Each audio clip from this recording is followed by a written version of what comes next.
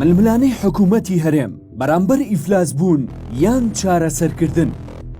لە ئێستادا حکوومەتی هەرێمی کوردستان لەگەڵ قەیرانێکی قوڵی دارایی هەنگاو دەنێت، بەڵام بەهۆی ڕێگنەکەوتنی لەگەڵ بەغدا و ڕاگرتنی پارەکەی و دابەزینی نرخی نەوت و داهاتی ناوخۆ کابینەکەی مەسرور بارزانی بە تەواوەتی لە ئیفلاس بوون نزیک دەبێتەوە. حکوومەتی هەرێم بۆ موچە و خەرجەکانی تری مانگانە پێویستی بە تریلیۆنێک و 50 ملیارد دینار هەیە و بەشێکی بۆ موچەی فەرمانبەرانی هەرێمە کە بۆ هەر مانگێک 881 ملیارد دینارە. هەرچەندە حکوومەتی عێراق بۆجەی 3 مانگی سەرەتای ئەم ساڵی ناردووە کە زیاتر لە تریلیۆنێک و 500 ملیارد دینار و داهاتی هەر مانگێکی نەوتیش پێش دابەزینی نرخی نەوت 900 ملیارد دینار بووە. بەپی لێکدانەوەکانی شارەزایانی بواری نەوتیش دابەزینی نرخی نەوت هیچ کاریگەریەکی لەسەر ئێستای هەرێم نییە، چونکە گرێبەستە نەوتەکان پێشوەختن و حکوومەتی هەرێم چەند مانگێک بەر لە ئێستا نەوتی ئەم مانگەی فرۆشووە، بۆیە ئەم دابەزینەی نرخی نەوت پێدەچێت لە چەند مانگی داهاتوودا بە تەواوەتی کاریگەریەکانی لەسەر حکوومەتی هەرێم دەربکەوێت. لەلایەکی تریشەوە داهاتی ناوخۆی هەرێم لە 3 مانگی سەرەتای ئەم ساڵدا 300 ملیۆن دۆلار بووە، بە داهاتی خاڵە سنووریەکان و فەرمانگەکان و هاتوچۆ و تەنکەرە نەوتەکان و چەند جۆرێکی تری داهاتەوە. بەڵام بەپێی قسەی بەرپرسانی هەرێم بەهۆی کۆرۆناوە ئەویش نزیک لە سفر بۆتەوە. هەروەها هاوکاری مانگانەی هاوپەیمانان بۆ پێشمەرگە 25 ملیارد دینارە. بۆ ڕوبەڕووبوونەوەی کۆرۆناش حکوومەتی هەرێم 25 ملیارد دیناری لە بەغدا و خێرخوازە کوردەکان وەرگرتووە. واتە بەگشتی بۆ هەر مانگێک حکوومەتی هەرێم زیاتر لە تریلیۆنێک و 300 ملیۆن دیناری هەبووە لە کاتێکدا بۆ موچە و خەرجەکانی تری مانگانە پێویستی بە تریلیۆنێک و 50 ملیارد دینار هەیە. بەڵام موچەخۆران هیچ موچەیەکی ئەم ساڵیان بە تەواوەتی وەرنەگرتووە و هێشتاش لەسەر زاری کاربەدەستانی حکوومەتەوە مەترسی داڕمانی ئابووری دەبیستین. بۆیە مەسرور بارزانی دەیەوێت نەوتی هەرێم بە تەواوەتی ڕادەستی بەغدا بکات بۆ ئەوەی کێشەی موچە لە کۆڵی خۆی بکاتەوە و دۆسیەی نەوتیش لە دەستی نێچیروان بارزانی دەربهێنێت. بۆ ئەم مەبەستەش 2 مەرجی بۆ بەغدا داناوە کە ئەمانن: یەکەم، بەغدا پشکی هەرێم لە بودجەی گشتی عێراق بدات کە مانگانە نزیکەی 950 ملیارد دینار دەبێت. دووەم، بەغدا خۆی چارەسەری کێشەی قەرزی کۆمپانیاکانی نەوت و پارەی دەرهێنانی نەوتی هەرێمی کوردستان بکات. بەڵام بەپێی زانیارەکانی سوولی تایمز لە ئێستادا عێراق تەنیا بە ڕادەستکردنی نەوت ڕازی نییە و داوای هەموو داهاتەکانی هەرێمی کوردستانی کردووە، چونکە عێراق ئێستا پێویستی بە نەوت نییە. ئەمەش وای کردووە ئەو وەفدەی لە هەرێمەوە چوونەتە بەغداد بەلاوازی دەربکەون. سەردانەکەشیان نەکرایە مانشێتی میدیا حیزبەکان بەهۆی شکستیانەوە بەرامبەر بەغداد. بۆیە وەک فشار حکوومەتی هەرێم پێدەچێت بیر لە گۆڕینی هەڵوێست بکاتەوە بەرامبەر کازمی.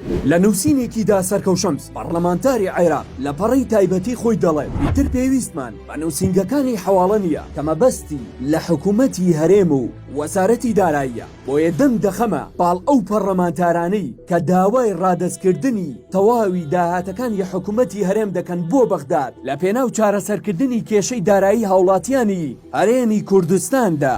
لەلایەکی تریشەوە غالب محەممەد لە لێدوانێکی دابۆ سوولی تایمز وتی: ئێمە لە موازنەی 2019 فقرێکمان دیاری کردبوو کە ئەگەر حکوومەتی هەرێمیش نەوت تەسلیم نەکات، بەڵام یعنی موچەی فەرمانبەران و پێشمەرگە بکات. بەهۆی ئەوەی کە هەرێمی کوردستان ناوی تەواوی پێشمەرگەکانی نەناردب، ئەوە پارەی پێشمەرگە نەناردێ لەلایەن عێراقەوە. ئەوەی کە هاتە 454 ملیار دینار بوو مانگانە ئاهات لە 2019 بە کاملی هات. ئێمە موازنەی 2020 مان تەطبیق نەکردبوو. بەپێی دستوری عێراق و بەپێی قوانینی موازنە 1/12 موازنەی 2019 دێت، یعنی هەر نفسی پارەکە دێت تا و کاتی ناوی پێشمەرگەوانە بدەن تا بۆی پارەی پێشمەرگەش بێت تقریبا وەزانم 78 ملیارد دینار. ئەمان ناوی پێشمەرگەیان هەر نەنا، ئەوە پارەی پێشمەرگە نەها و هەر 454 ملیارەکە هات.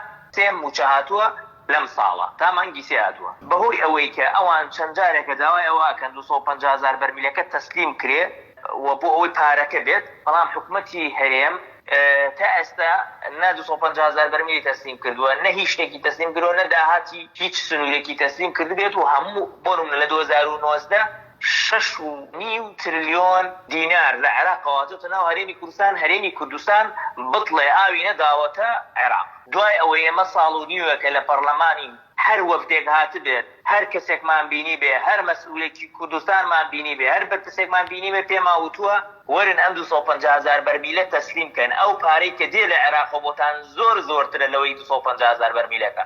بەڵام بە قسەمانیان ناکرد. ئێمە وەکو لیژنەی نەوت، وەکو لیژنەی دارایی 10 جار لە ئەم ساڵە وتومانە لە کۆبوونەوەکان ئەم پارەی کە بۆتان دێ بەردەوام نابێت، چونکە نەوت سعری دابەزێ و بەرزە بێت و عێراق نەوت سعری دابەزێت، دوایی ناتوانێت بۆتانی بنێرێت. دێ مەهانەی ئەوە ئەگرێت ئەڵێ ئەوە نەوت تەسلیم ناکەن، ئێوە داها تەسلیم ناکەن، لەبەرەوە من نایبێت. پێش ئەوەی ئەوان وا بکەن ئێوە وەرن هیچ نەبێ ئەمساڵ لە مانگی 1 و 2 3 شتێک تەسلیم کەن، 100,000 بێ، 150,000 بێ، بۆی نیەتپاکی ئێوە دەرکەوێ لە چەند شوێنێکە.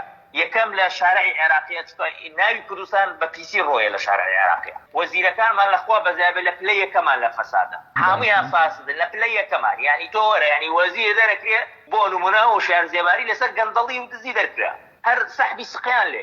لەمێشۆ حکومەتی هەرێم ئیلتیزام ناکات، لەوێشۆ ڕاگەیان ئەوانش پێیان خۆشە. بەشێکی بەرپرسەیە لە عێراقا فاسدن، گەندەڵن، بۆ ئەوەی بتوانن دەنگی خەڵک بۆ خۆیان ڕاکێشن، هەموو شتەکانیانەکەن بەس علاگایکیان دۆزیێتەوە کە هەرێمی کوردستان و بەرپرسەکانێتی هەموو یەکەن بەسەر ئەوانە. ئەڵێن ئەوان نەوت دادەن، داهاتی بەسرابن لایەوە سەرکردی.